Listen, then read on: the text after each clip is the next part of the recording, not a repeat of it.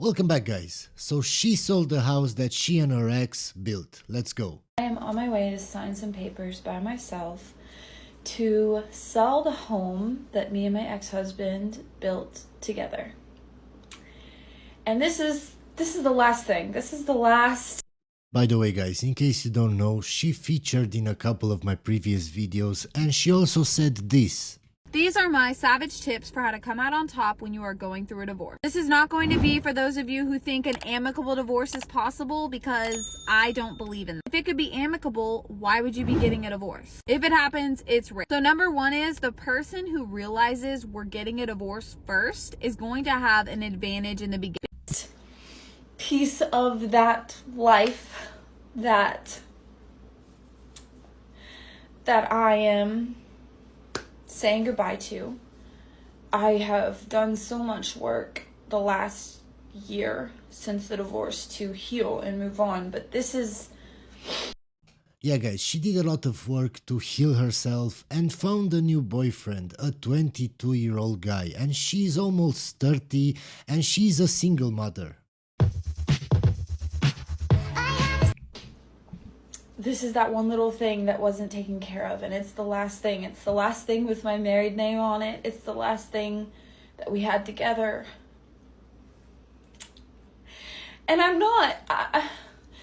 don't miss him. I don't miss that life, but no one tells you about getting divorced and having to grieve that life and grieve that girl that you were with this naive perception of love and marriage. And I don't know why that's just been really hard for me. I didn't expect to feel sad today. This is a good thing for me. But I'm gonna cry. I know I'm gonna cry in the fucking title room signing. And it's just weird because the life I thought I was gonna live is so different than the one I'm living. Of course, all women want that Disney fairy tale. They think that marriage is so easy and everything will be okay and you don't have to put any work in, and yeah, just like in fairy tales. And I love my life. But I remember being that girl with this newborn baby, signing these papers to buy this land and build my dream house with my family that I was going to raise there, out in the country with my little barefoot kids. And what did I tell you guys? Just like in fairy tales, she's thinking about the dream that she had since she was a kid, and she imagined everything, every aspect of her life, how it should be. But when that doesn't happen, well, they get a divorce. Now they're in childcare till 5 p.m. every day. So her life wasn't like in the Disney fairy tales, and she got a divorce. And now she has to sell the house that she and her ex built. In my opinion, probably, just probably, her ex built most of the house. But that doesn't matter, guys. How would you feel if you knew that she was living in that house with a 22-year-old guy and your kids? Let me know down in the comments.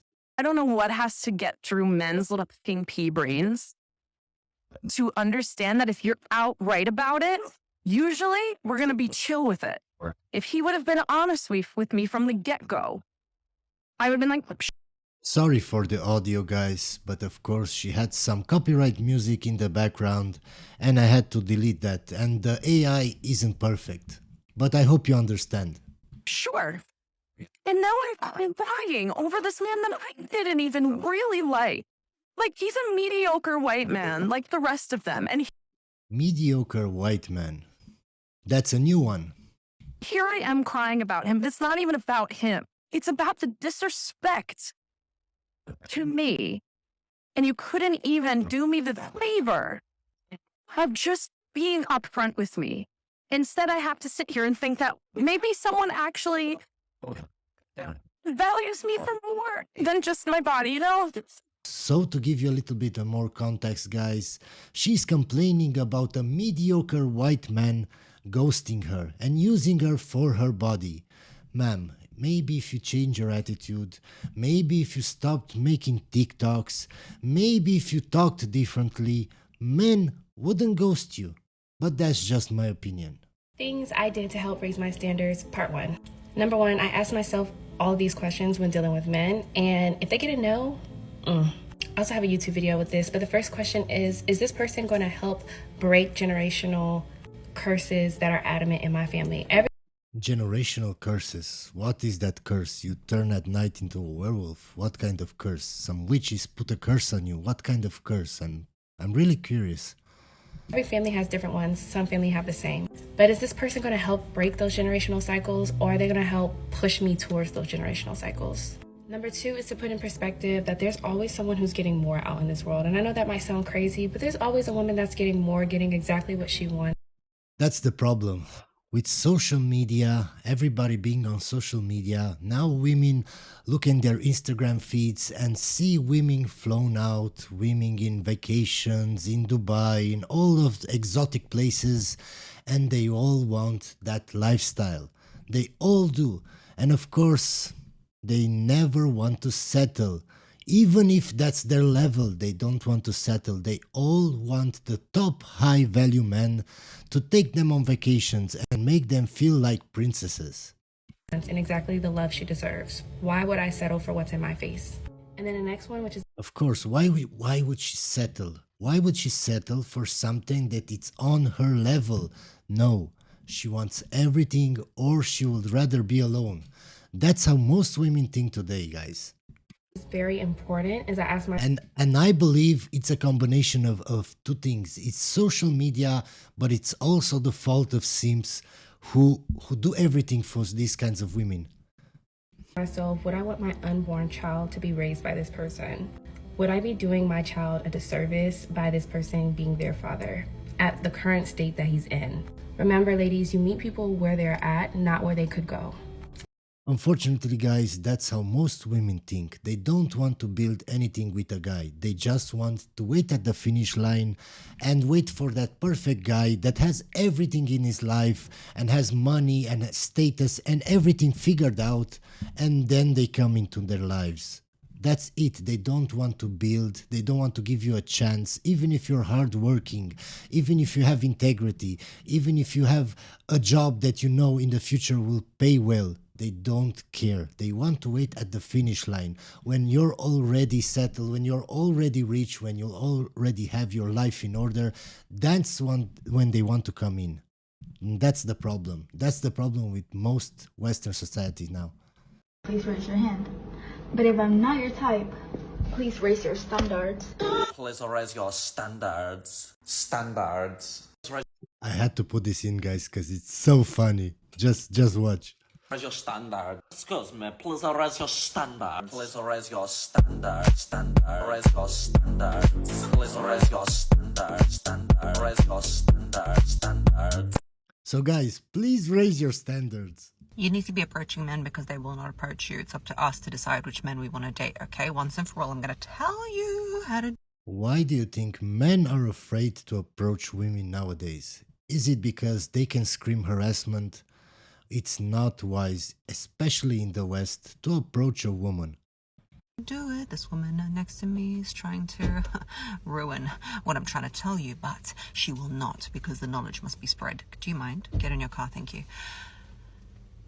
Can you see how she behaves even with other women? Now think how she will behave with a man, especially a man that she thinks is less than her. It's just not the thing to wait for him to approach you. It's not going to happen. You know, people are scared these days, especially men. Yep, get out of here. Especially men are scared to approach you. So we need to be wise, okay? We don't want the guy who approaches every girl in the bar. We don't want him. We can miss him with that, okay? We want the guy who is out there at the gym somewhere, maybe at a bar, doesn't matter, but he's out. He's not on an app, okay? He's out. So he's at the gym, okay? And you want to talk to him. But, you know, I heard so many stories from you guys about the gym, about how dangerous it is for men right now, even looking for a half a second at a woman. You also those TikTok videos where women film themselves, and if a guy just looks her way, she will tell everybody, oh, what a creep. he's training with someone. Like, hi. Like, what are you going to do? what you're going to do is you're going to train next to him for a certain amount of time, or if it's at a bar or whatever, sit next to him or whatever. You're close to him in the proximity. You're going to leave something when you leave. Your water bottle, your phone if you're brave. I wouldn't. Oh, my phone is like my child. No, it's not like my child. I love my child way more than. Oh, so she's also a single mother. So she's a single mother and she gives advice on how to approach men. It's so funny.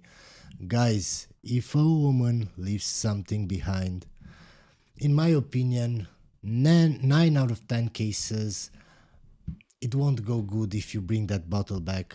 Because many women are so entitled today. It's not worth it, guys. It's not worth it, in my opinion. My phone. Not even a comparison. So you're going to leave whatever it is, right? Then you're going to leave. Then you're going to run back a few minutes later and you're going to run up to him, not up to him like in a crazy way, but just walk next to him and be like, oh my God, have you seen a blue water bottle I just left? Okay, so she expects you to see the water bottle. She expects you to know where her stuff is. Because of course, that's all you're focused on when you're at the gym. I'm not focused on where people leave their stuff. I'm just going then to pump iron. I don't really care. I have my headphones on. I don't even listen to what people say. It's like he gets to help you. Look, next time you see him, he might talk to you. Hey, what's up? Hey, now you've got a point of contact. It could be, oh, could you just watch my thing? Because suddenly you've got a phone call and you've got all your stuff set out, but the phone call is very important. Yeah, when you say that to me, I will just pretend to not hear you and I'll go away. In the other direction. Important, and you've walked out. And I know, it's not, I don't want to play games. I don't want to play games. Fine then if you don't want to play games. If I sound like I'm mean, it's because I am. I don't care if you're a woman or a man. I'm at the gym to train. That's my only focus. Nothing else. Just go up and talk to them, be like, I find you very attractive. Would you want to go on a date with me? That's no, just make it fun. Make up a reason to talk to them. Do it. Like, even if they do nothing, it expands you as a person to be more out there. I'm really curious, how would she turn that conversation around and tell him about her kids or her kid? Because honestly, we want the men to chase us, but we need to be picking the men that are doing the chasing. I want you and you and you, not you, or you. Yeah, guys, I know most of you would like to be chased by a woman, but let me just tell you this. If a woman decides to chase, and that's rare, especially here in Romania, if a woman does decide to chase you, it's only because you're a high value man. She won't chase an ordinary guy. She won't. None of them do. And I don't want the one from the dating app. I want the one who's out there in life, doing life. Because that's what I want. The one with money, the one with looks. I don't want to be battling with him later because he's still on the app. Like,